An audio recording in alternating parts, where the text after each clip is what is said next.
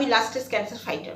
বন্ধুরা, এক্ষুনি জানতে পারলাম বা দেখলাম আর কি যে জলপাইগুড়ি রামকৃষ্ণ মিশনের স্বয়ং মহারাজ বলছেন যে সোমবার রাত্রিবেলা হবে 3টে সাড়ে 3টের সময় কিছু লোক বাউন্ডারি টপকে রামকৃষ্ণ মিশনে ঢুকে পড়ে এবং ওরা ঢুকে ওখানে দুজন সিকিউরিটি গার্ড ছিল। তো মহারাজ যেটা বলছেন সেটাই আমি আপনাদের বলার চেষ্টা করছি। দুজন সিকিউরিটি গার্ড ছিল, তাদের দুজন সিকিউরিটি গার্ডের ওরা মোবাইলটা কেড়ে নেয়, কেড়ে নিয়ে সিম দুটো বার করে নেয়। তারপরে মোবাইল দুটো ওদের ওরা ফেরত দিয়ে দেয় এবং ওদের হাত দুটো বোধহয় বেঁধে দেন ওরা।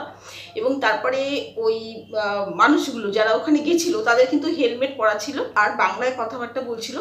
তারপরে ওরা দোতলায় যায়, দোতলায় গিয়ে ওখানে ছিল উনি যেটা বললেন আর কি 5জন সেবক ছিল, 5জন কিছু সেবক বা কাজকর্ম করেন আর কি, তারা ওখানে ছিল। তারা প্রথমে ওদেরকে দেখে সম্ভবত চেঁচিয়ে ওঠে এবং ওরা তখন ওদেরকেও মানে ধরে আর কি, ধরে মানে হাত পাত হয়তো বেঁধে দেয়।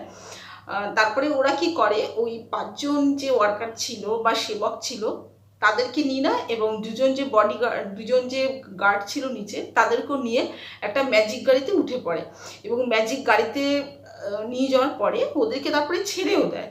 ঠিক আছে, প্রথমে 5জনকে ছাড়ে, তারপরে 2জনকে অন্য জায়গায় ছেড়ে দেয়, একই জায়গায় কিন্তু সবাইকে কিন্তু ছাড়েনি।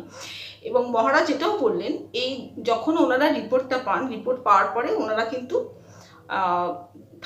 থানায় যান, থানায় গিয়ে কমপ্লেন করেছেন, এটা জানা গেল। এবং তারপরে পুলিশ গিয়ে ওই জলপাইগুড়ি রামকৃষ্ণ মিশনে তখনও যারা ছিল, হ্যাঁ বাইরের লোক আর কি, তাদেরকে গিয়ে ওখান থেকে বার করে দেওয়া। মোটামুটি এইটুকু জানতে পারলাম।